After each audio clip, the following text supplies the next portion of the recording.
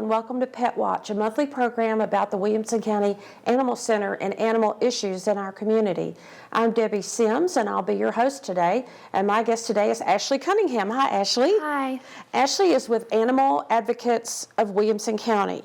I follow you on Facebook, so tell me a little bit about what Animal Advocates do. What is an advocate for an animal? So an advocate for an animal is basically somebody who looks out for the welfare of animals, who loves animals in general, and wants to use their voice to speak for somebody who has no voice in our community or in our process. Okay, so is the philosophy behind it is that animals are beings that deserve to have a good life, a pain-free life. And I know you are somehow tied to the Humane Society of the U.S. Right. And they have their basic tenets, which are freedom, adequate amount of food, that an animal lives a pain-free life. How does animal advocacy of Williamson County come about, and how did you decide to get involved in that? So the reason that the Facebook page came about was because I began working on a pet store ordinance for the city of Franklin in 2016. So, there was a lot of grassroots organizing, and then ended up working with the city of Franklin on an ordinance that actually bans the retail sale of puppy mill dogs in pet stores.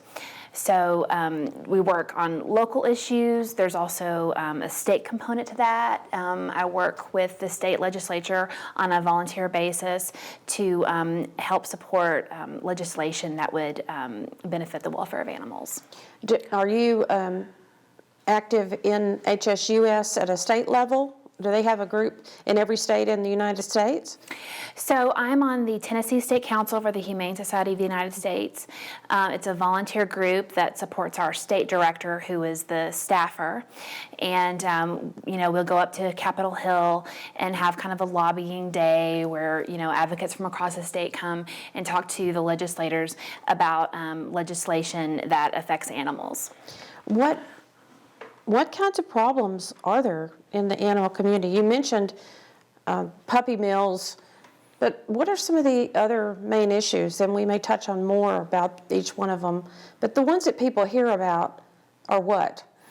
So this year, for example, there was a piece of legislation that had to do with banning the paraphernalia that's associated with cockfighting in Tennessee. Tennessee is one of just a handful of states where cockfighting is still a misdemeanor. Even though it's, very cruel, it can involve other types of illegal activity like gambling, drugs, prostitution, and even human trafficking, unfortunately. So in Tennessee, what we did to kind of close part of a loophole in the law and give law enforcement more tools for prosecuting that kind of cruelty, we actually worked with Representative Sam Whitson of Franklin here, and he's such a champion for animals. We worked with him to pass a piece of legislation that bans the paraphernalia that's associated with cockfighting, and what that means is basically the spurs, which are sharp, knife-looking type instruments that are attached to the legs of the roosters, and the cockfighting is basically, where they stab each other to death. So it's very cruel. It's something that is a pretty big problem in Tennessee. There's still a lot of cockfighting that goes on, especially in other parts of the state. So that's one thing we worked on this year. We also were successful in fighting back a piece of legislation that would have been very detrimental to animals, and that had to do with banning the local ordinances like the ones we passed here in Franklin. So there's a large pet store chain called Petland that wanted to come into Tennessee and say on the state level that we couldn't pass any more ordinances at all that ban the sale of those puppy mill puppies, because they want to keep that pipeline open so they can, raise as many animals as they want in puppy mills, have that pipeline open into the pet stores, and then of course with the customer, being that end retail user. So it's all about protecting that pet store pipeline. We were able to fight that back so that we can pass more ordinances like we did in Franklin. Well, let's go back to the cockfighting for a moment, and maybe our viewers think that just sounds like something I saw in an old movie that happened in the 1920s and 30s. And you're saying that this is very much alive and well, and people actually raise roosters to fight. Absolutely. And the fiercest one they take to a competition, and then people in the community come and watch. And usually it's in a barn or an interior area. So it is a misdemeanor. It is illegal. Yes. But like you said, law enforcement doesn't want to spend a lot of time going out and finding these people if they're only going to get a fine and get right out of jail the next day. Right. So making that more severe punishment would hopefully deter it, right? And that's what your goal would be. Absolutely. So, up until just a few years ago, to be a spectator at a cockfight, if you were caught by law enforcement, was basically just a slap on the wrist. It was a parking ticket. It was a $50 fine. And the former state director worked for 8 years to pass a bill that raised the penalty from $50 to $1,500 if you're caught as a spectator at a cockfight, or bringing a child to a cockfight is now a separate part of the animal cruelty law. So yes, cockfighting is still something that is, still a pretty big problem, especially in East Tennessee.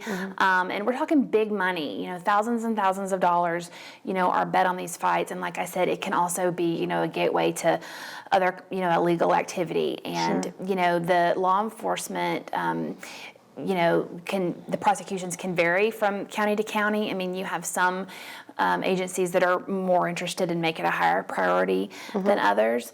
But we, wanted to get the paraphernalia law passed to give them kind of another tool in their toolbox. So if they see that paraphernalia, that can be, a separate offense beyond just the fighting the roosters itself. Okay, so they can be arrested for having these spurs or these things that make it more cruel and make the death worse, more bloody and so forth. They can be arrested for having that in their possession, even if you don't catch them cockfighting. Okay, exactly.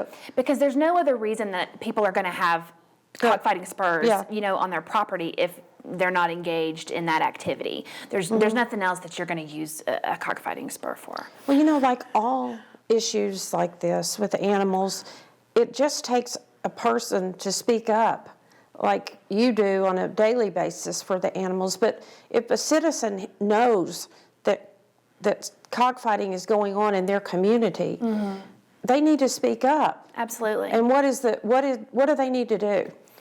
Well, it's just, kind of going back to the old expression, if you see something, say something.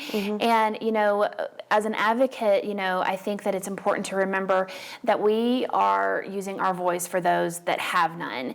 And if there's an animal who's being abused, whether it's, a dog on a chain somewhere who's being left out with, no food, without any food or water, that animal already has so little. And if they don't have somebody like you or somebody in the community to speak up for them, then they have nothing. So I always want to tell people that, to never hesitate to come forward. You guys are great. They can always reach out to Williamson County Animal Center. They don't have to give their name if that's something that's a concern. Right. But, never let your hesitation for any kind of discomfort to speak for an animal, because you could end up saving a life. In our agency here in Williamson County, we do get calls from people, and we encourage them because we want to educate that person. And most of the calls we get are just lack of education. Right. We don't have a lot of cruelty cases, though it does happen. But if a dog is on a tether, that's not against county law right now. There are ways that are legal for that animal to be tethered. So I would encourage people who think that that's not a good idea, that they also get involved at the local level to speak up for what they think they're about the laws. And the laws have changed over the years as society changes. Right. So it's all of us being vigilant, observant, and saying, I know that's not illegal, but I don't think it's moral, and I don't like it. Right. So let's see what we can do about it. Now, the puppy store ordinance that you got passed was in the city of Franklin. Right. So let's go back to, in case anybody's not aware what a puppy mill is, it is a breeder who exclusively breeds for profit, Right. with no consideration or little consideration for the health of the animals, the way they are kept. And I'm Correct. sure you know that conditions can be horrendous Yes. in a bad puppy mill. Right. What are we talking? People that have hundreds of dogs and this is the way they make a living, is selling these animals? It can be. I mean, the size varies. You can be talking, from 25 dogs up to, over 1,000 dogs, at some of the biggest mills. And these are basically factory farms for dogs. I mean, this is, another agricultural operation. According to the USDA, a dog can be kept for her entire life, years on end, in a cage barely larger than her body. So we're talking like 6 inches longer, 6 inches taller than her head, barely enough space to turn around, and her feet never have to touch grass. She never has to go to the vet. It's a very sad situation. Let's go back to that. Why is that Department of Agriculture over the rules for domestic animals in the United States? Is that just the way it's designed? That is, anything having to do with animals in this country, as far as the federal oversight, and which there's a total lack of, in my opinion, the USDA, has the authority over. Right. So, that's another thing that we're working on the federal level. But, even what, very lax laws are in place, the USDA is unfortunately not enforcing at all. Mm-hmm. They give, the puppy mills a heads up as far as the, inspections and when they're going to be coming. We used to have the welfare and violation records online so that people could go online and look it up. Uh-huh. And now, since February 2017, there's a complete blackout. So, if you did want to research a breeder and, find out, has this breeder had any violations in terms of raising dogs, well, you're going to have a pretty tough time finding it. So the same people that control the health of beef cattle and hogs that are raised for food in the food chain in America also have rules about dogs Absolutely. and cats. Do they include cats? Or you said you could have a kennel and spend your whole life in it, and that to them was considered humane? Yeah. Yeah, well, so basically what the USDA says is that the regulations that they have in place are basically just survival standards. So as far as cats, there are kitten mills in this country, but, far fewer. The puppy mills, in terms of the companion animals, are the much larger problem. And there's really no distinction as far as that kind of regulation as far as companion animals versus farm animals. But still, these are the people who deal with farm issues are making the only federal laws we have about domestic animals. So that does seem odd. So that I agree with you that they couldn't possibly have enough people on their staff to regulate the food supply chain, let alone all the puppy mills in America. It's the same agency, Yeah. That does all of it. So, it's a problem, and state and between our state and our federal regulations, unfortunately, it's still not enough to have any kind of humane standard of care. If they go to a puppy mill and do look at it, would their standards, you're saying, are so low compared to what you and I might want for that animal, Right. That's the tragedy of the puppy mill, right? Because you and I could say, this is horrible, but they might say, well, it's alive, Right. But what is its quality of life? Exactly. And does it have any freedom? Does it have a person who's advocating for it to say that no dog should live this way? So the puppy mills, has the designer dog craze, has it fueled the puppy mills even more in the last few years? The combination of breeds, Labradoodle, Golden Doodle, Puggle, has that made puppy mills, the business grow? My guess would be yes. I mean, I don't really know as much about, all of the different breeds and what the different demand is for some of those, Right. mixed breed dogs. But, as long as there is a desire, for the purebred dogs, I mean, there will be people who want to have, commercial breeding operations. Right. Now, Petland, you mentioned that store chain. Are they already in Tennessee in a few cities, or where they're selling dogs in the pet store? So they opened a store in Knoxville in 2017. And that location was actually one of the Petland pet stores that was part of the Campylobacter outbreak that the Centers for Disease Control traced back to Petland pet stores. What is that illness? Campylobacter is a bacteria that is actually zoonotic, meaning that it can be transferred from animals to people. And in 2017, the CDC traced a antibiotic-resistant strain of Campylobacter back to multiple Petland pet stores. Over 100 people were actually infected with it. The humans were infected? Yes. The humans who bought animals at Petland got it from their animals? Yes. And does Petland run their own pet mills, puppy mills, or do they buy from these other people we've been discussing who have puppy mills? Do they? So Do you know their sources, or well, I guess you really don't know the sources, which is part of the problem. When you go in Petland and you see a cute little fluffy puppy, as a consumer, you need to be educated, because the consumer assumes if they have a store and they have a dog, it's healthy and I'll love it and it'll be healthy forever. And here you go adopting, and then your whole family gets sick. So the puppy mills are being unregulated for the most part. You're saying they're a breeding ground for many illnesses and diseases. Yeah, and the Campylobacter is becoming, a bigger issue because of the awareness that's being raised. I think a lot of people who, may have some kind of an illness and end up having to go to the doctor and going on an antibiotic.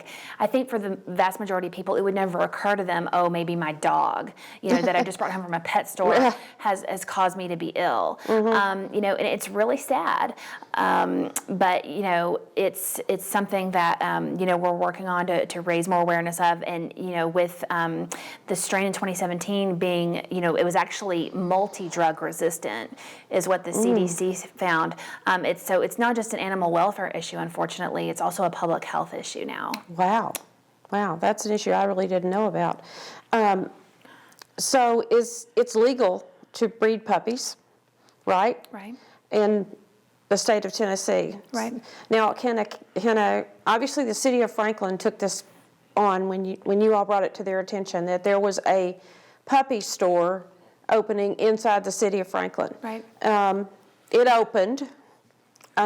Controversy arose of the people who are aware, people like you and some of our viewers after this program will be aware that the origin of those puppies is unknown.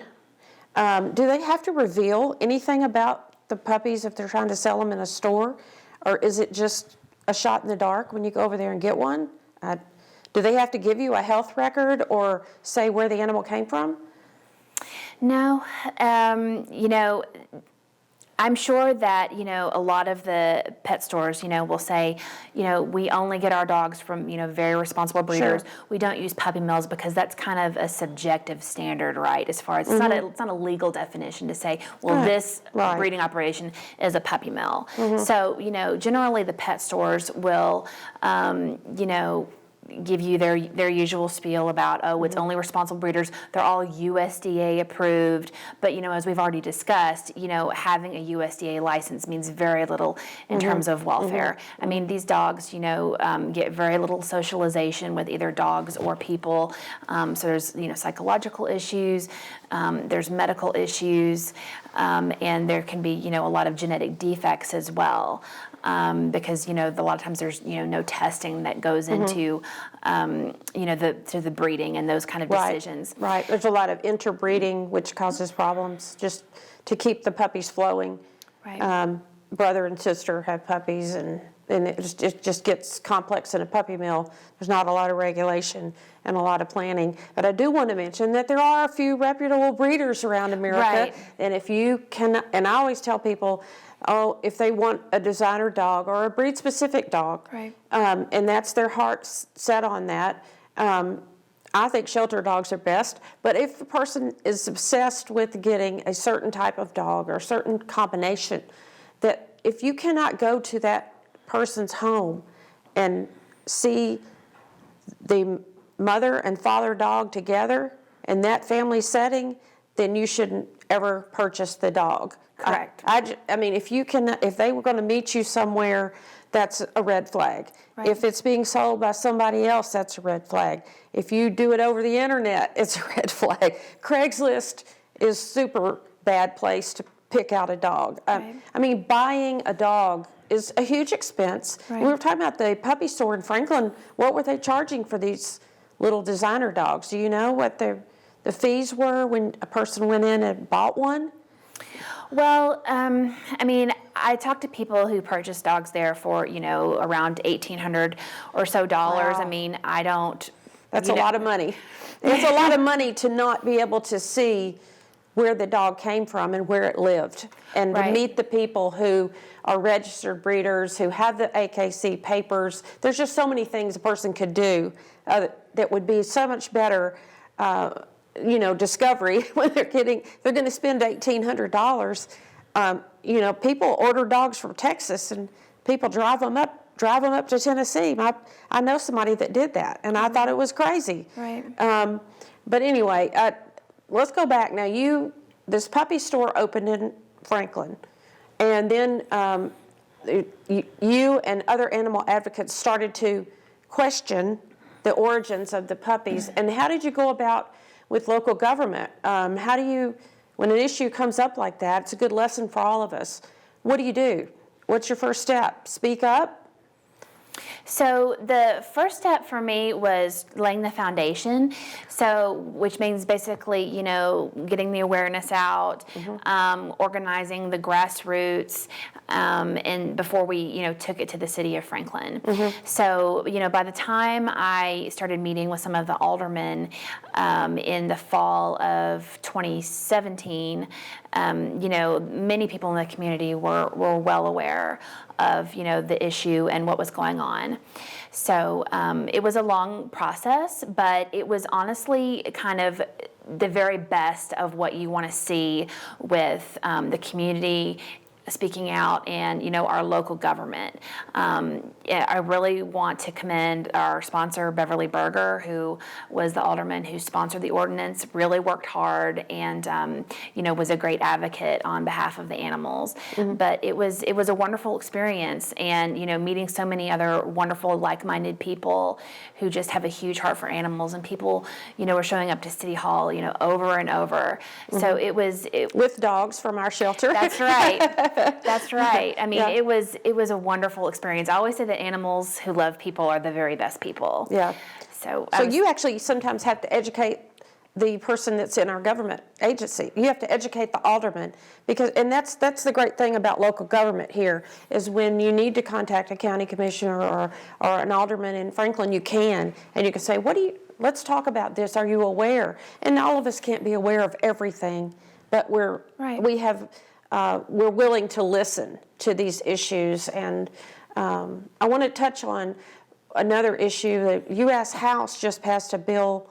Tell me about that. That at a federal level, the House passed a bill. Tell me about that this week.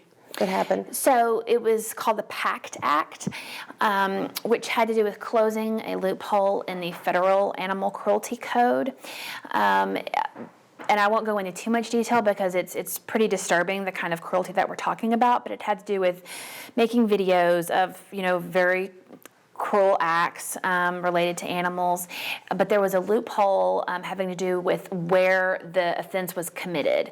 So if it was on federal property, it couldn't be prosecuted the same way. So this bill that was passed overwhelmingly on a bipartisan basis in the U.S. House this week closes that loophole. And I believe it has passed in past sessions in the U.S. Senate a couple of times. So, hopefully it will soon be signed into law. Wow. There's so much more to talk about. We're running out of time.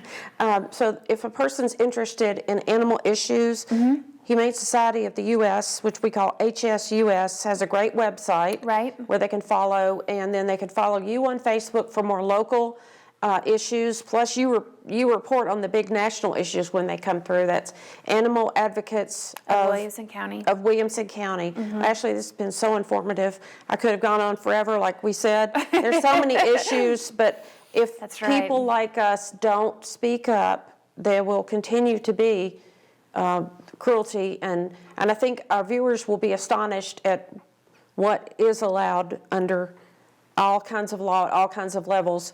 And they may, hopefully this will spur them to become an activist or an advocate like you. Thank you. That'd be great. Thank you. I want to remind our viewers that on November 11th, the shelter will be closed for the Veterans Day observance.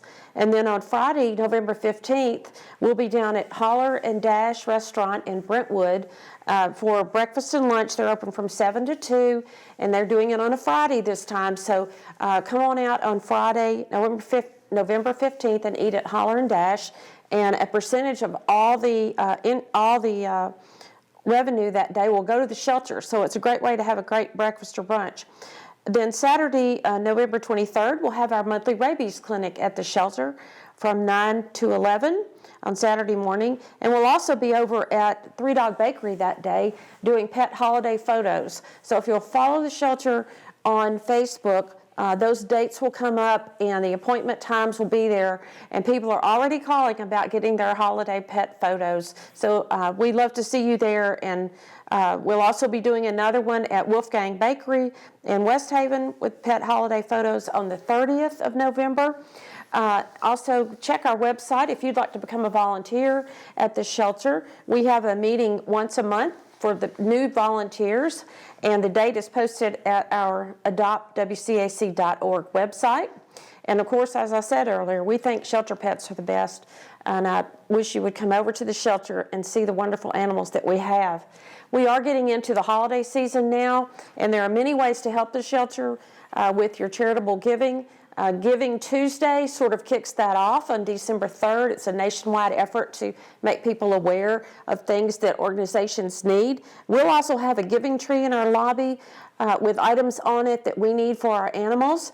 And we will have our wish list, of course, which stays on Amazon.com. I hope you come by and see our wonderful animals and follow us and follow Ashley and get more involved in the animal issues in our community.